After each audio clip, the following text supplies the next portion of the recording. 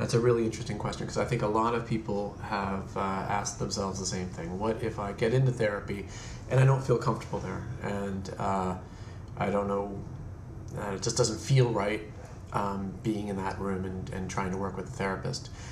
There's an interesting story, that comes to mind when I hear your question, Gwyn, which is the story of the silent patient. It's kind of, I don't know if it's apocryphal, if it's really happened. Something like it probably has happened. But the silent patient story is just the therapist, has a patient arrive, a new patient. He sits down and he doesn't say a word. And the patient resists various attempts by the therapist to get him started talking. And the therapist thinks, well, okay, I'll just sort of let this happen for a while, and we'll see how it plays out. So every week the patient shows up, and the therapist sits and the patient sits in silence. And then another week goes by and the patient comes and he just sits in silence, and they get into kind of a rhythm after a while.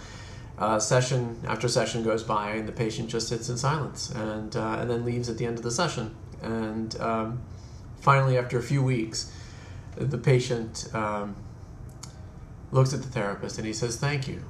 And the therapist says, "Well, thank you for what?" And the patient says, "It's the first time anyone just let me be before." And then he starts to cry.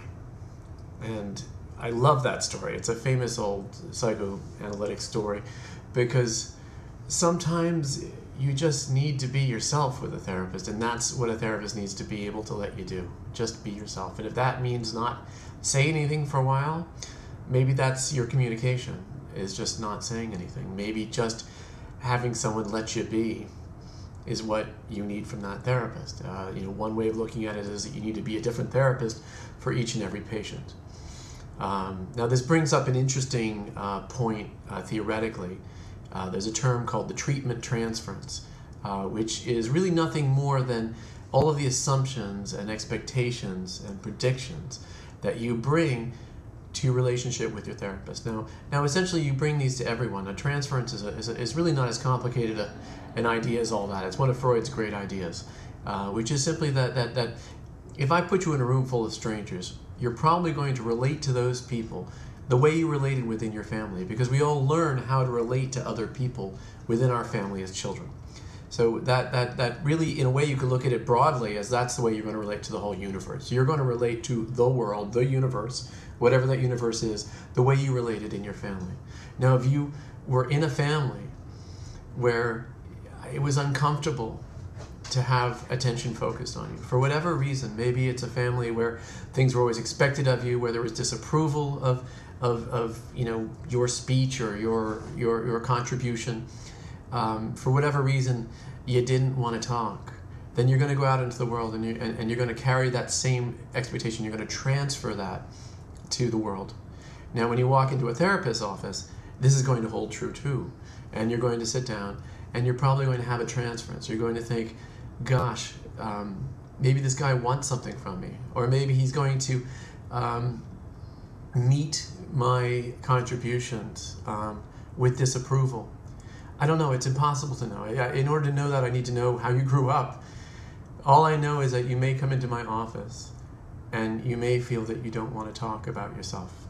And that may have a lot to do with what talking about yourself meant in other situations, other times when you may have felt that you were expected to talk about yourself, or someone wanted you to talk about yourself, or maybe bad experiences where you did talk about yourself only to find disapproval or some sort of a negative response.